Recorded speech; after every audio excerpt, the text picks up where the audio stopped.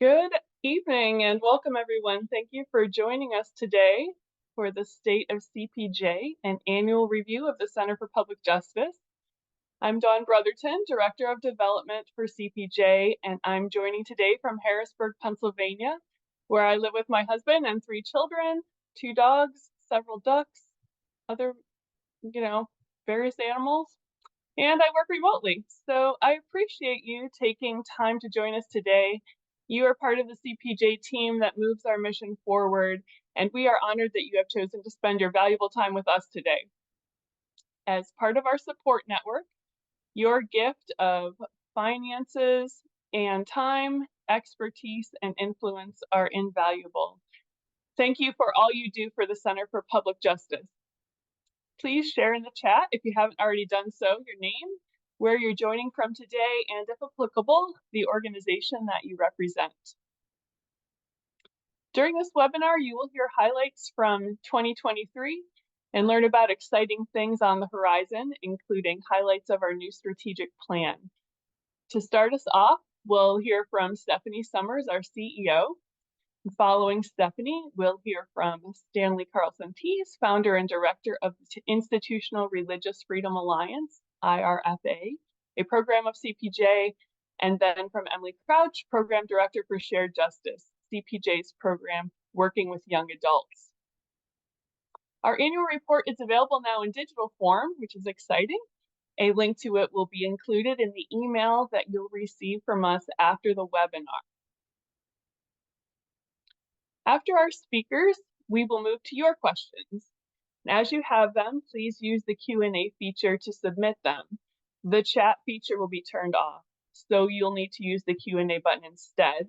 You will find the Q&A button on the menu bar at the bottom of your screen. Though we might not have time for all of your questions, we will do our very best to cover as many as possible. And also, you can ask your questions anonymously if you'd like. So thanks again for joining us and for your interest in CPJ. Let me introduce Stephanie Summers before I turn things over to her. Stephanie Summers is the CEO of the Center for Public Justice.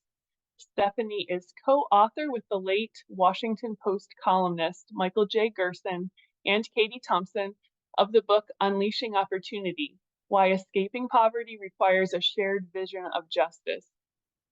She is also a frequent speaker and moderator.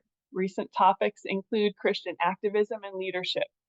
Ms. Summers is a recipient of the inaugural Duke Divinity Reflective Leadership Award. She received her MS in Nonprofit Management from Eastern University. Stephanie, welcome. Thank you, Dawn. I would like to add my welcome to each of you who are joining us today for what we fondly refer to as the State of CPJ. We are so grateful that God has helped CPJ enter its 47th year of service. And we continue to do the work of fulfilling the mission of serving God by equipping citizens, developing leaders, and shaping policy to advance justice for the transformation of public life. One of the highlights of 2023 was our strategic planning process with the assistance of the focus group. And our planning team was made up of a mix of representatives from our staff, from our board of trustees, and from outside advisors. And all along the way, the planning process was held in prayer and benefited from the counsel of about 50 additional advisors who gave feedback out of their areas of expertise, some of whom are on this call right now. So I remain tremendously grateful for all the people who have supported that work in prayer and helped in the process to get to 7 strategic goals. We're not going to be able to cover all of the strategic goals tonight, but I do want to spend some time talking about how our strategic plan is organized. It's organized around a set of promises to the wide range of beneficiaries of CPJ's work. And these are written so they share what a person can expect from their involvement with CPJ. So I'm planning tonight to share some highlights of our new strategic plan alongside some stories of where we've seen God at work over the last year. You will see first on the screen some excerpts from our promises to academics and students, particularly those who become involved with CPJ's Shared Justice Program for young adults. We are in our 6th year of awarding the Hatfield Prize, which is a prize for student faculty research teams who study public policy issues in their local communities. This year, we've awarded student faculty pairs from Baylor, Wheaton, and Grove City College. And these research pairs are studying workforce development programs in Waco, the impact of cuts to COVID-19 SNAP supplemental benefits on child welfare in Chicago, and the social services that are available to unaccompanied minors who are currently in Pittsburgh, Pennsylvania. In addition, some of the folks who are joining our call today are actually alumni of CPJ's internship program. And it is amazing to me to think that we have actually hosted 145 interns during my 15 years at CPJ. 2 years ago, some of our longtime supporters know that we really came to the conclusion that many of the most talented young people who had applied for internships with us were not able to accept our offers because our internships were not paid. So we made a mid-year and mid-budget decision in faith to offer paid internships, and we invited partners like you to join financially to support this effort. I am grateful to God for that generosity, which has continued and has allowed many more talented interns to join our team for a really formative experience, including our Public Justice 101 class. You'll actually hear more tonight about our work with students from Emily Crouch in a bit, and I will let her tell you more about that. So I'm going to move on to talk about our promise to pastors and faith-based organization leaders. We lead the Equipping Ministries Fellowship, and this is CPJ's cohort-based program for Hispanic-led faith-based organizations. We do this work in partnership with the Texas Baptist in Espanol, and this program's in its 3rd year. And this spring, our cohort of ministry leaders is gathering in Dallas. They actually gather tonight. And Mario Alfaro, our program director, helped launch this particular Dallas cohort in January, and I had the opportunity to be part of their joy-filled kickoff session. As a team, we prayed for months that God would bring exactly who should be in the room. And God answered our prayers by actually adding 50% more participants than we had planned for. And these ministry leaders will spend the next 18 months learning how to align their organizational practices with their faith-based mission. They'll learn how to engage their communities in collaboration, and they will learn and apply knowledge about important public policy and advocacy topics. You'll also see excerpts from our promises to citizens and their communities. In 2023, our Families Valued program, which focuses on family supportive workplace practices, research, and public policies, hosted advocates for a series of what we were calling community calls and text studies titled Setting a Table Where Families Flourish. These conversations delved into the psalmist's abundant vision and discussed the practical implications of the scripture for our current day, including our goal of building a common life where all families have more than enough support and resources. These webinars were recorded, and you can access them and listen to them on our website. Our Families Value team also provides practical steps towards citizen advocacy and a community for learning and supporting families with other people of faith, continuing to lead with public policy proposals for pro-life family supportive policy. As one example from this past year, we worked alongside other faith-based advocates and organizations who were seeking the expansion of Medicaid coverage for mothers for the full 12 months after their pregnancy. And we celebrated together that the Texas Senate voted favorably to support that bill. You can learn a lot more about our family supportive pro-life policy work by signing up to receive our monthly newsletter and by joining the quarterly community calls. You'll also see excerpts of our promises to policymakers. And I'd like to turn first to Emily Crouch to talk about this. Emily leads Shared Justice, CPJ's program for Christian college students and young adults. And Shared Justice works to inspire and equip the next generation of leaders with the framework and tools needed for a sustained commitment to civic engagement and advocacy in their communities. And before joining CPJ's team, Emily worked on Capitol Hill for 4 different US senators. She's a graduate of Wheaton, and she is an alumna of the Falls Church Fellowship Program. So Emily, welcome. Thanks, Stephanie. Emily, you started a new program in 2023 for young professionals, the earliest career professionals on Capitol Hill, called Civitas. And many of our longtime partners are familiar with a previous program at CPJ called Civitas, but this is a new iteration. So could you tell us about today's Civitas on the Hill and why it is significant? Yeah, so today's version of Civitas is going to look a lot different from the version that many academics and people who are still involved with CPJ participated in. But Civitas now is a 4-month-long Christian leadership development program for staffers who have been on Capitol Hill less than 5 years. So they've just started their career in public policy, and maybe they have questions about how their faith is connected to the work that they're doing.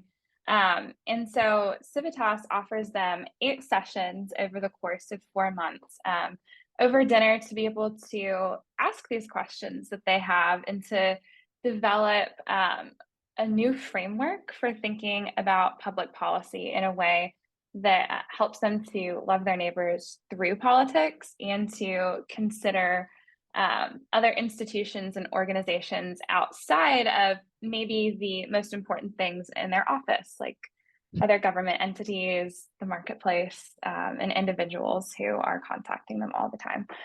So hoping to just broaden that perspective. And the program is intentionally bipartisan, which really does fill a need on the Hill for Christians on both sides of the aisle to be able to have space to meet each other, realize that they're not as different as they may have thought, and to work through these serious questions together.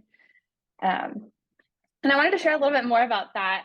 We actually had a former intern who now works on the Hill and is an alumna of the Civitas program. And she was telling me the other day how both her internship and Civitas had impacted her. And so rather than summarize what she said, I'm just going to go ahead and read what she sent me. And she said, "My internship with CPJ and experience in Civitas have prepared me for my work on the Hill in ways I could never have imagined. Not only did the internship help me develop valuable transferable skills, but I also learned about issues such as juvenile probation reform from a Christian perspective that I was able to apply directly to my work. When writing a memo to brief my boss about a roundtable discussion on juvenile justice, I saw that it was being hosted by a faith-based organization that provides diversion services to youth in the community. When writing the memo, not only was I able to share how the vital public-private partnerships are making the most difference, but I was also able to share my Shared Justice article that I wrote with my boss, who actually read it as background before the meeting. So she was able to take what she had learned in Civitas and thinking about the importance of public-private partnerships, especially with faith-based organizations, and then apply it to a memo and share it with her boss. So. That's great. Thank you, Emily. I want to touch on another aspect of our work with young adults. So one of our new strategic goals is to further expand CPJ's work with interns. Could you tell us about this goal in particular and why CPJ's work with interns is a strategic part of our mission? Yeah, sure. So the internship at CPJ is probably one of the most formative experiences for college students who come into contact with us. And that's because typically they're at CPJ for anywhere between 8 to 12 or some superstars are here for 14 weeks. But they participate in a class that we have called Public Justice 101. They work directly with a supervisor one-on-one. And it really gives them these new skills that they learn, but you could learn skills anywhere at CPJ. I think what makes the internship distinctive is the care that supervisors also have for their interns, and the interns are not just a means to some end that we have of spreadsheets that need to be created, but that they're also beneficiaries of our work. And so we hope that after their internship, we've equipped them to go into whatever field that they're interested in, whether they want to go into social work or to work on the Hill like I did after my CPJ internship, or to go on and teach or whatever it is. We hope that they'll be equipped after having worked with us. So that is part of the strategy. And you were talking earlier about how we've had about 145 interns come through CPJ in the past. So in expanding our internship program to accommodate about 10 interns per trimester, that would be about 30 interns per year. So you can already see how once we get up to 30 interns per year, how many more students will have that opportunity to have that formative experience at CPJ. Emily, do you want to say anything about your experience as an intern and what it prepared you for? Oh, yeah, sure. So I interned with Katie Thompson when she was at CPJ. I was the shared justice intern. And so I did a lot of writing and editing for her and gained a lot of important skills there. But CPJ had published a couple of policy reports on payday lending, paid family leave, and closing youth prisons. And so one of the other interns and I talked with Stephanie and Katie, and ended up going to the Hill to do a little bit of lobbying. And so I was just so encouraged that they wanted to help us to gain new skills and share things that we were passionate about, but that actually sparked my vision for wanting to go and work on the Hill for a couple of years. So having that investment from a supervisor who believed I was capable of more than I even thought was really important for me discovering my vocation. Right. Thanks, Emily.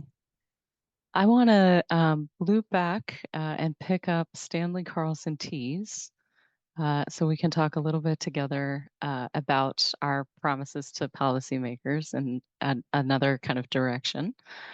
So I'm excited to bring Stanley onto the conversation. For those of you who've been longtime partners with CPJ, you have heard and seen him before. Stanley Carlson-Thies leads CPJ's Institutional Religious Freedom Alliance. And the unique contribution that the Institutional Religious Freedom Alliance makes in the world is to proactively shape the public policy environment for faith-based organizations of all faiths. IRFA does not do legal defense. We affirm the importance that good legal defense plays when faith-based organizations need good religious freedom litigation, when they face challenges in court to their religious freedom. But the Institutional Religious Freedom Alliance, CPJ, is unique in our singular focus, which is shaping the public policy environment. So everything that is upstream from court, so that faith-based organizations of all faiths remain free to serve in our pluralistic society. So let me turn to Stanley, see if we can bring him in this call. So Stanley Carlson-Thies is the founder and the senior director of CPJ's Institutional Religious Freedom Alliance. In this role, he convenes the Coalition to Preserve Religious Freedom, which is a multi-faith alliance of social service, education, and religious freedom organizations that advocate for the religious freedom of faith-based organizations to Congress and the federal government. Previously, he served as CPJ's Director of Social Policy Studies, and in that role, he directed our project to track the implementation and impact of the charitable choice provision of the 1996 Welfare Reform Law. And he served with the White House Office of Faith-Based and Community Initiatives from its inception in February of 2001 until mid-May 2002, when he returned to CPJ's team. Well, we're glad to have you join us. All right. Stanley, I know that many folks, there you go. I know many folks are helped by understanding the context for the Institutional Religious Freedom Alliance. So could you start by sharing about what the Institutional Religious Freedom Alliance is and why it's important? Yeah, so sorry for appearing in kind of an odd setting, but here we go. Yeah, so it's Institutional Religious Freedom, IRFA. It doesn't trip off the tongue, and because when I started thinking about this, there was plenty of attention.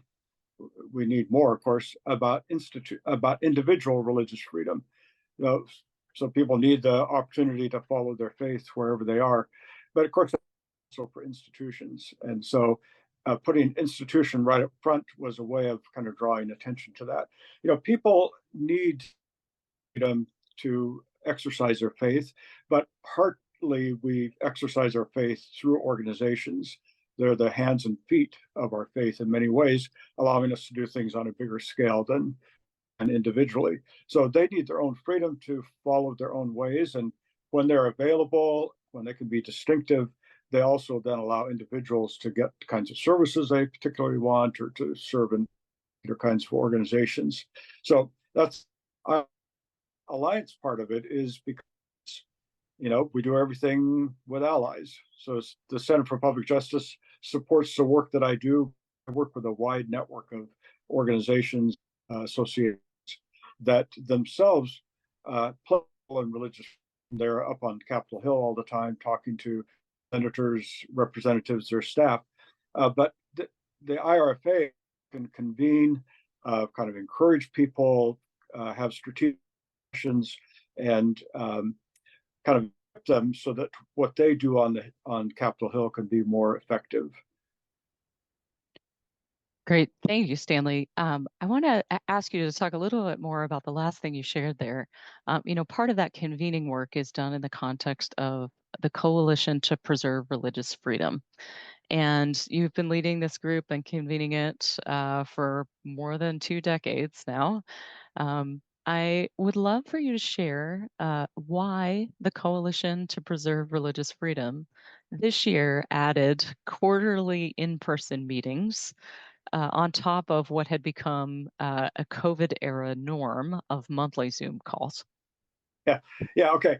And let me just back up a little bit. So we do work with all these organizations, and partly that's through the Coalition to Preserve Religious Freedom. But also, I spend time with scholars and the media. That's an important part of understanding the religious freedom that institutions need. And then also with faith-based organizations themselves, Equipping Ministries Fellowship, but other connections with boards and other ways to train faith-based organizations themselves, because they may have a legal freedom, but if they don't know what to do, that doesn't help them very much. So the Coalition to Preserve Religious Freedom is kind of the speaking to government part of what we do. And it's acronym CPRF. It's a coalition, right? So it's these organizations that work together. They're different faiths, different service, schools, and overseas development, and so on. And like you said, we've been meeting since 2002. Worked in the White House faith-based office, and it was really encouraging to be in a administration that cared a lot about having protected space for faith-based organizations to do their best work. But even an administration that's very committed to that, it turns out, doesn't understand it very well and really needs to have outside that speak to it. But those voices, they should be able to speak the very specific things that are unique to, say, schools or agencies, but also to the things that are common to all of them and how different kinds of regulations will affect all of them. So the Coalition to Preserve Religious Freedom is a way to pull together representatives from major associations of faith-based organizations, denominations, government relations people, religious freedom people, to talk together about what cases and what's happening on the Hill, what's happening in the White House with federal agencies. Then we could talk together about what's the best way to respond to that opportunity or that need. Does it need a letter? Does it need a delegation? Is it something that organizations can do on their own, but with a perspective that's been informed by how this affects others as well? And I think often we've discovered that something that in the first place bothered one faith community, particular, turns out to have aspects that are important to everybody else. And so we can kind of work together to try to make things turn out.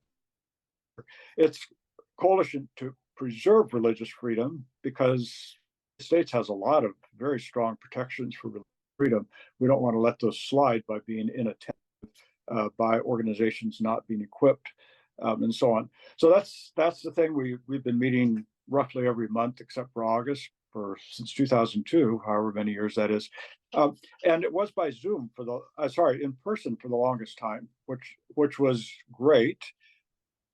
But the organizations that were large enough to have somebody in Washington, D.C. would have meetings, and other people sometimes would call me up and say, hey, what are you guys talking about? And some of what we did would reflect in a e-newsletter and so on. But then COVID came. We had to do everything by Zoom. We figured out how to do that. It allowed organizations to take part that couldn't be represented in Washington. So that turned out to be a strength. And also people that, even if they're in Washington, they couldn't devote the extra time it takes to not just come to the meeting, but set aside travel time. And then you got to get home and so on. And here's something they could hop on for an hour and a half and balance it with all the other things they have to do on a small staff.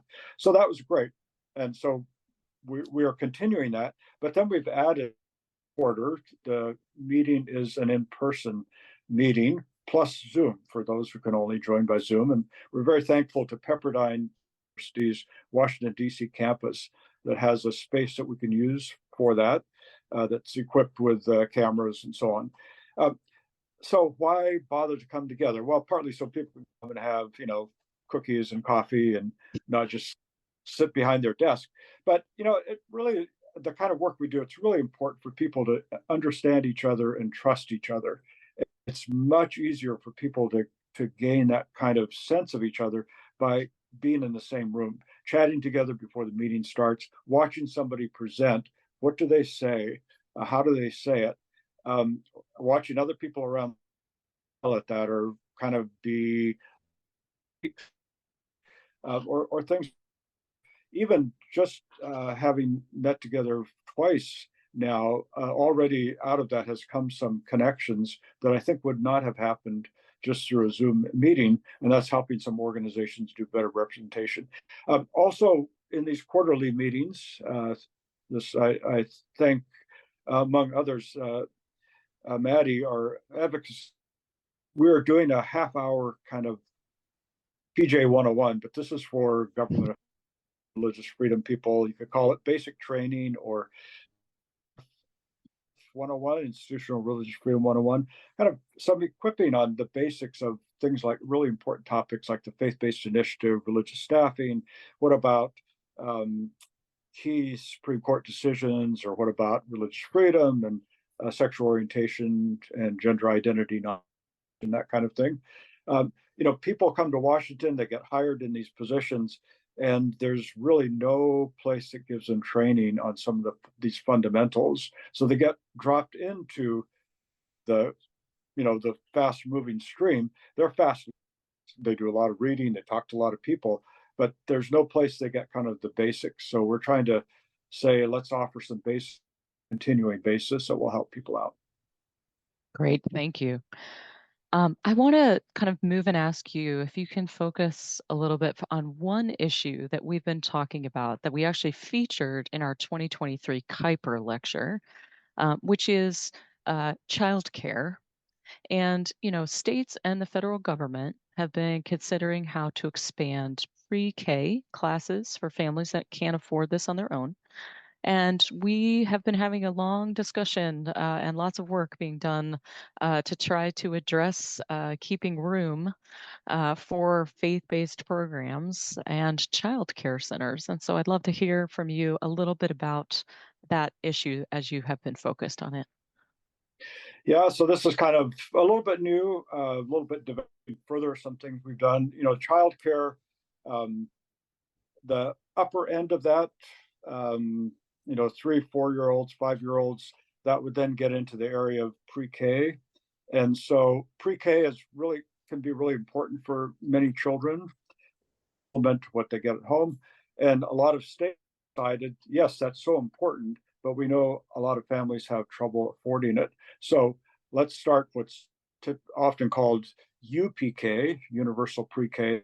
Say the government will pay the tuition, so it's available to everybody, whether or not they have resources. So it could be called Universal Pre-K. And that could be a really important service for families that don't have enough money to pay for this level of education for their children. So, in principle, UPK is a good idea. It kind of expands access to pre-K to families that don't have really big bank accounts. A lot of families want to have faith-based pre-K, like they would like to have faith-based school if possible, and faith-based childcare. But these systems that states are developing are not necessarily open to the faith aspect of pre-K. Um, I think it looks like it's going to be pretty typical for states to building our UPK system off our public school system, and public schools aren't allowed to be religious.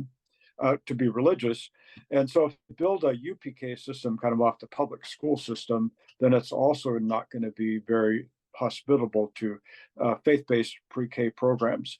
And in fact, in various states, it's that the government starts offering UPK. It's supposed to be to have religious pre-K, but the schools or the childcare centers who would like to offer it, they discovered that the rules of the system allow them to bring in Bible stories. They don't allow them to hire based on faith and things like that. That these faith-based programs find really important.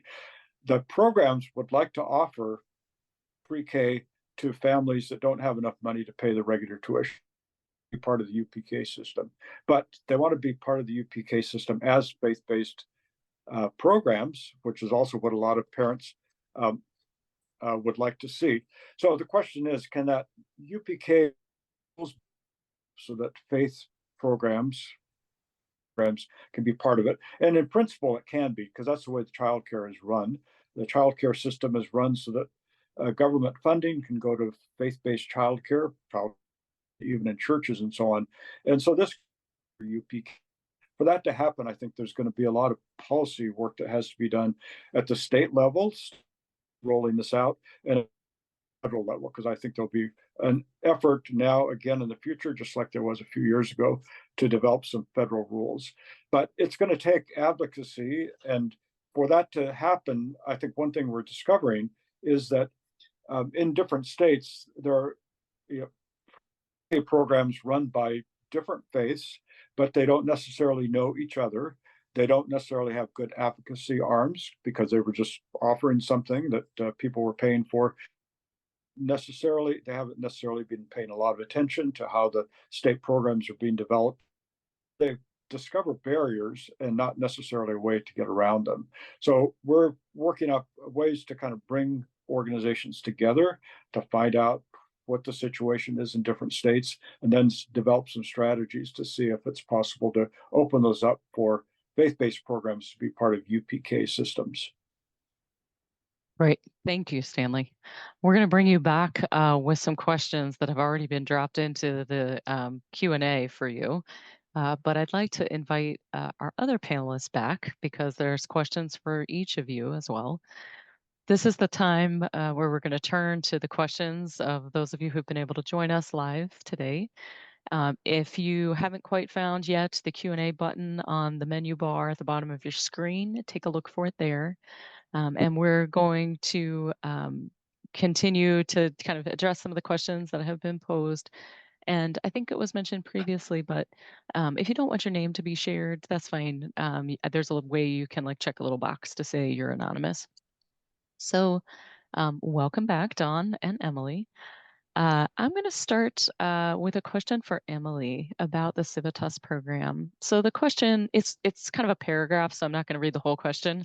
But I think the summary of the question is that the new Civitas program describes itself as bipartisan. And so the question is, how has that gone in terms of bipartisan participation among Capitol Hill offices with these young career staffers? And also a question around like how many participants have participated in the program. Oh, yeah. Thank you for the question. So this spring, we're in our third cohort of Civitas Fellows. And so our first two cohorts both had 14 staffers participate. So that's 28 plus. And then this spring, we have a little bit of a smaller group, 8 staffers in that group, and each cohort has been bipartisan. And I will say my original vision for accepting people into the program was sort of doing that on a Noah's Ark basis. So for every Republican we accept a Democrat. And that's just not how the applications come in.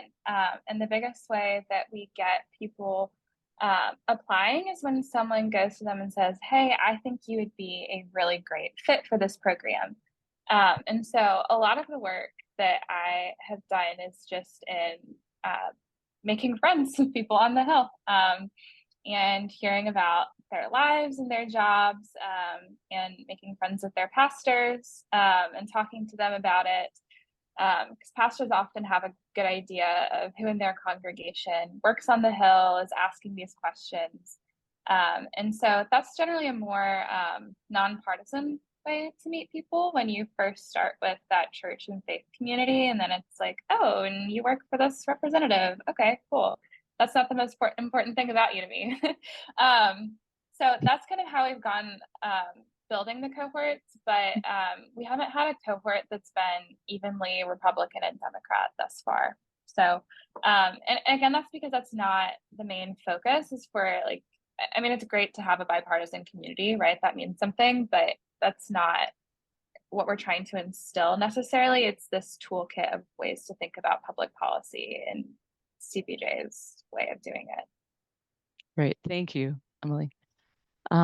I'm going to turn back to Stanley.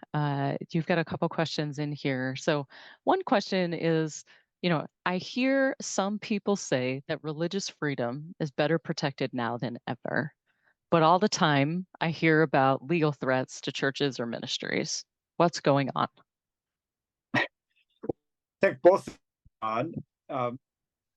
So one way I think about it is we have a very strong religious freedom legacy, and that means court cases, the Constitution, particularly it's interpreted the last 20 or 30 years, all kinds of laws, federal, state, and local, government regulations, practices, and so on.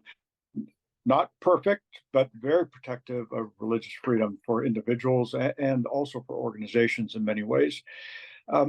And in some ways, that's been getting stronger with the Supreme Court, with a series of decisions that particularly have strengthened institutional religious freedom. So the right for example, religious schools to be part of, whenever a state has a system to pay private schools to be part of some system of instruction, then religious schools can't be excluded, which, by the way, should be the principle for pay. Right. So states are opening up universal pre-K to private entities. That's one. So that's going to be one of the principles we promote in that. So there are a lot of set of really good principles, and then a lot of laws, regulation, and practices that are very. And now we're finding some new challenges. I think because America is becoming very religiously diverse in the first place.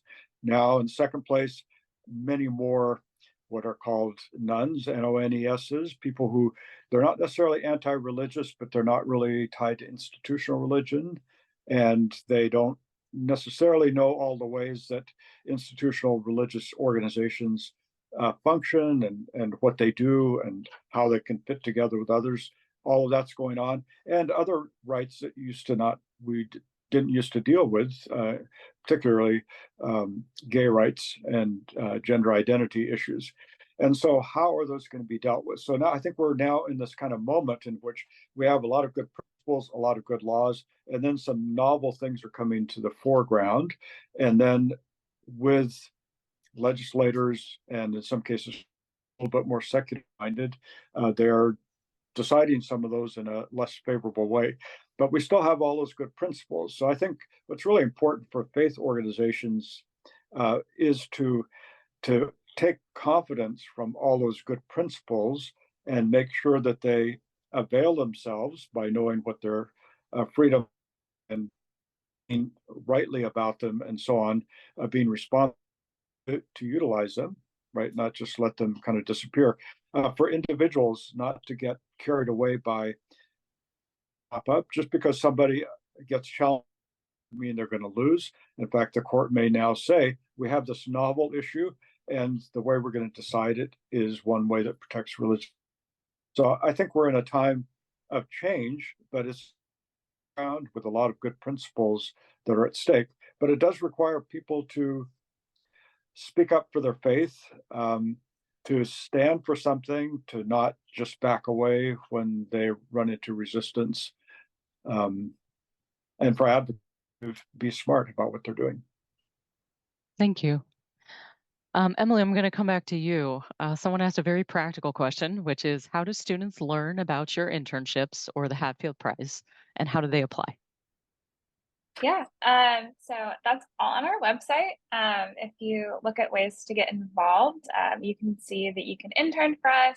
And if you look at Shared Justice on the website, you can see more information about the Hatfield Prize. I also think Instagram is a great way to know when we're accepting applications. So if you follow us on Instagram, both for internships and for the Hatfield Prize, you can see all of that. And if you're curious about applying for it and don't want to take my word for it, I can connect you to a former intern, a former Hatfield Prize student, and they'd be very excited to talk to you about it. So. Great, thank you. I would love to go back to Stanley because I want to make sure we had several questions for you. So I'm trying to kind of pull them together. Stanley, could you talk a little bit about how the work that CPJ is doing assists U.S.-based, faith-based organizations when they're focused internationally in their mission? Right. It's an excellent question. So then they have, let's say, two important dimensions, right? So one of them is what can they do overseas, and how does that get entangled with U.S. laws that apply to organizations overseas or to laws in those countries? But they also, if they're domiciled in the United States and they have all kinds of issues about their own organization, how do the laws affect them, including issues like religious staffing? So we work particularly on the domestic side, and not so much on the international. Fortunately, there are organizations, advocates, and legal firms that work on the international side. But we've tried to work particularly on the local side, because if the headquarters states is not allowed to do something, then they can't do it overseas either, because they won't have that capability. That won't be a part of their DNA. And it's also the case that many of the things they do overseas, they're affected by those countries, but they're affected by U.S. laws. And so those are things that have to be dealt with here. So one of the organizations that CPRF has worked with from the beginning is Accord, now called Accord, the Association of Evangelical Relief and Development Organizations. And they have a lot of concerns about how the federal government treats them as organizations here in the United States and what they're allowed to do overseas. So that would be a continuing conversation that we take part in. Great, thank you. I'm going to turn to Dawn because someone asked a question who must have been with us last year, and they said, CPJ, you told us last year that CPJ received a gift match towards an endowment. So could you refresh our memories about the Public Justice Endowment and our progress towards reaching the goal? Yes, absolutely. So this is a really wonderful gift and opportunity for us. For those who don't know, a generous donor has given CPJ a $500,000 gift to launch a $1 million endowment, which we are calling the Public Justice Endowment Fund. And from now until the end of 2027, that $500 gift will be used to match dollar for dollar any gifts given up to $500,000. So as the Public Justice Endowment Fund grows, its core will remain intact and grow, but the investment income created from that will also create a self-sustaining income stream for our general fund. So this is a really great diversification of our funding and an investment in the future of CPJ. The Public Justice Endowment Fund is being managed by our trusted partners at Barnabas Foundation. And a wonderful piece of that partnership is that anyone who donates to CPJ is eligible to receive estate planning services with the professionals there. So if you want more information about that, please contact me or Stephanie. We'd love to connect you with them. But we have received some pledges so far, more money coming in, and because of planned gift pledges, we have several $100,000 towards those match monies already. Gifts of all sizes are needed for the endowment to grow, and I have been asked by several people if the $500 match is really a match, or if we'll just get that money regardless, and we're kind of like using it as a just a carrot to get people to give, but it truly is match money. And if we don't raise the money, we will not be able to necessarily have all of that money given to us. So we have to raise the $500,000 to get the $500,000. It is the true match challenge. So that's really exciting, but it also leaves us with some work to do. So please think about making a pledge or planned gift or something like that to the endowment.